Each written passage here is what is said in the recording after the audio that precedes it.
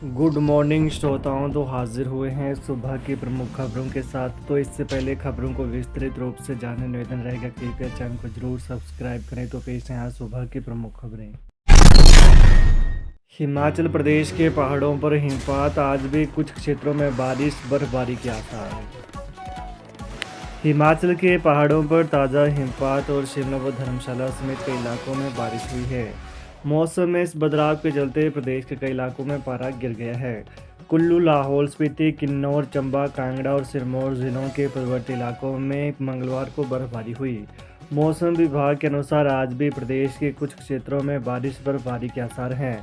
वहीं कल से मौसम साफ रहेगा। प्रदेश के मैदानी जिलों में 6 और 7 फरवरी को घना कोहरा पड़ सकता है। रूस यूक्रेन इजराइल हमास युद्ध से 90% घटे विदेशी पर्यटक, आंकड़े कर देंगे हैरान। रूस यूक्रेन और इजराइल हमास युद्ध के चलते कुल्लू घाटी में विदेशी पर्यटकों की संख्या में भारी गिरावट दर्ज की गई है। पार्वती घाटी के कसोल, मनाली और बंजार जैसे प्रमुख पर्यटन स्थलों पर विदेशी सैलानियों की संख्या 90% तक घट गई है। खासकर 2021 के बाद विदेशियों की पहली पसंद रही पार्वती घाटी के कसोल के साथ मनाली और बंजार घाटी में गिने चुने सैलानी ही देखने को मिले। बता दें कि विदेशी सैलानियों में आई रिकॉर्ड कमी का असर न केवल कुल्लू बल्कि पूरे हिमाचल प्रदेश और देश की अर्थव्यवस्था पर भी पड़ा है। पहले इसका कारण कोविड-19 को माना जा रहा था, जिसने 2020 और 21 में पर्यटन कारोबार को बुरी तरह प्रभावित किया। इसके बाद रूस यूक्रेन युद्ध ने विदेशियों के भारत आने पर असर डाला। 2023 में इजराइल हमास युद्ध छिड़ने के बाद हजारों इजरायली सैलानी अपने देश लौट गए, जिससे पर्यटकों की संख्या और घट गई।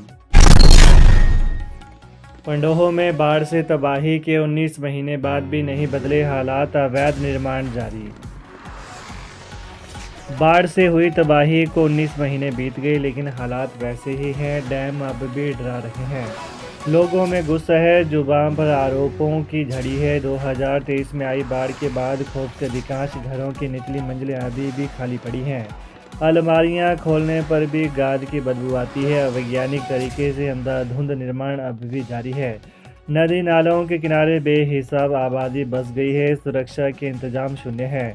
मलबे की वजह से ब्यास नदी करीब 10 फीट ऊपर बह रही है। यह खतरे की घंटी है। निजी शिक्षण संस्थानों के मालिकों पर गिरफ्तारी की तलवार, खंगाले जा रहे बैंक खाते। 181 करोड़ रुपए के छात्रवृत्ति घोटाले में निजी शिक्षण संस्थानों पर गिरफ्तार की तलवार लटक गई है। हिमालयन ग्रुप ऑफ इंस्टीट्यूशन के एमडी रजनीश के भाई विकास बंसल और इंस्टीट्यूट और technology and future management trends यानी ITFT के संचालक गुलशन शर्मा की गिरफ्तारी के बाद अब इस मामले में और निजी शिक्षण संस्थानों के मालिकों की गिरफ्तारियां हो सकती हैं। बता दें कि प्रवर्तन निदेशालय दोनों आरोपियों से पूछताछ कर जांच में आगे बढ़ रही है। नए सिरे से इस मामले की जांच के साथ इस मामले में संलिप्त निजी शिक्षण संस्थानों के मालिकों के खाते खंगाले जा रहे हैं। 29 निजी शिक्षण संस्थानों पर छात्रवृत्ति हड़पने के आरोप लगे हैं।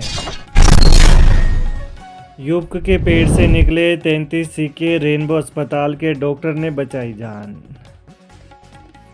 घुमारवीं के रेनबो अस्पताल में डॉक्टर अंकुश और उनकी चिकित्सा टीम ने एक जटिल सर्जरी को सफलतापूर्वक अंजाम दिया।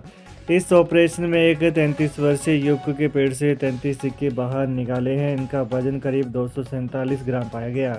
युवक के ऑपरेशन को लगभग 3 घंटे का समय लगा। बताते चलें कि इस युवक को लेकर इसके परिजन अस्पताल में 31 जनवरी को लेकर आए थे। युवक अस्पताल में पेट दर्द की शिकायत लेकर पहुंचा था। डॉक्टर ने अलग अलग टेस्ट किए और एंडोस्कोपी भी की, जिससे पता चला कि पेट में बहुत सारे सिक्के हैं। डॉक्टर ने ऑपरेशन करके इस युवक के पेट से 2 रुपये के 5, 10 के 27 और 20 रुपये का एक सिक्का निकाला गया, जिसकी कीमत 300 रुपये पाई गई। बता दें कि डॉक्टरों के मुताबिक युवक सिजोफ्रेनिया से पीड़ित है और उसके सिक्के निगलने की आदत है। मरीज के परिजनों ने डॉक्टर और अस्पताल प्रशासन का आभार व्यक्त किया। शिमला समेत प्रदेश भर के बड़े शहरों में आज से चलेगा स्वच्छता अभियान, सीएम करेंगे शुरुआत। राजधानी समेत प्रदेश भर के बड़े शहरों में आज से स्वच्छता अभियान शुरू हो जाएंगे। स्वच्छ शहर समृद्ध शहर अभियान के तहत अगले 1 महीने तक चलने वाले सभी शहरों में सफाई की जाएगी। लोगों को गीला और सूखा कचरा अलग रखने के लिए जागरूक किया जाएगा।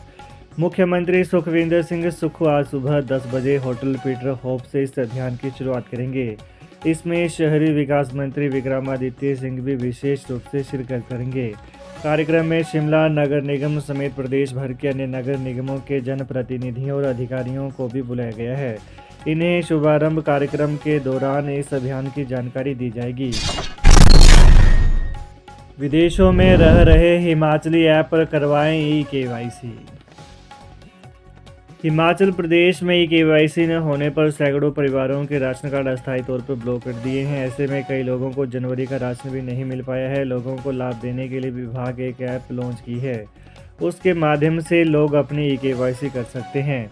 प्रदेश में बहुत से उपभोक्ता ऐसे भी हैं जिनके परिवार से कई सदस्य विदेशों या फिर देश के अन्य राज्यों में रह रहे हैं।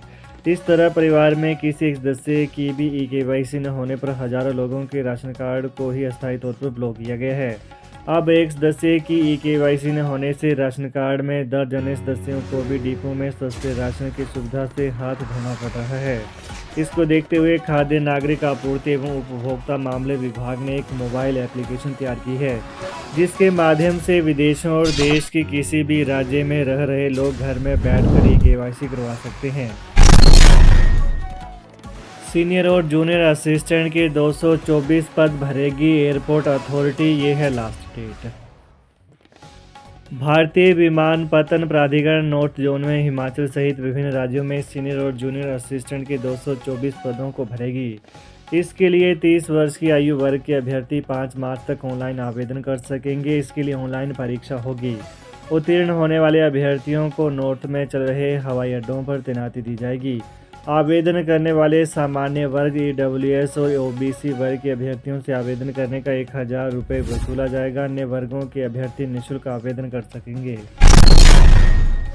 हिमाचल प्रदेश में उपभोक्ताओं को डिपो में इस दिन से मिल सकता है सरसों और रिफाइंड तेल।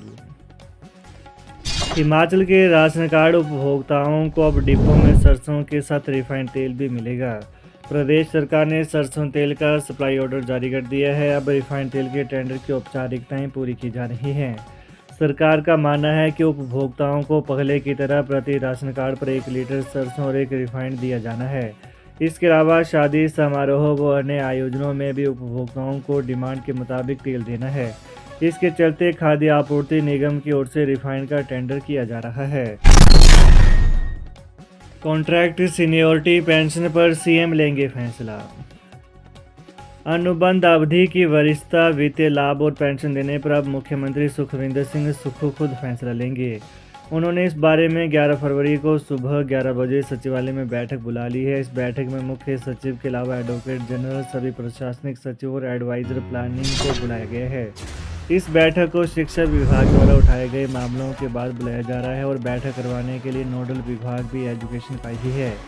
दरअसल विधानसभा के शीतकालीन सत्र में धर्मशाला में पारित किए गए कर्मचारी सेवा शर्तें विधेयक के कारण अब कोई भी प्रशासनिक विभाग अनुबंध की वरिष्ठता और इंक्रीमेंट के साथ साथ पेंशन के लिए अनुमति नहीं दे रहा है। कर्मचारियों को अनुबंध की वरिष्ठता और इंक्रीमेंट का लाभ सिविल सप्लाई के लेखराम बनाम हिमाचल सरकार मामले में हाईकोर्ट से मिला है। तो ये रही सुबह की प्रमुख खबरें। हिमाचल की ताज़ा खबरों को जानने के लिए कृपया चैनल को अभी सब्सक्राइब करें। धन्यवाद।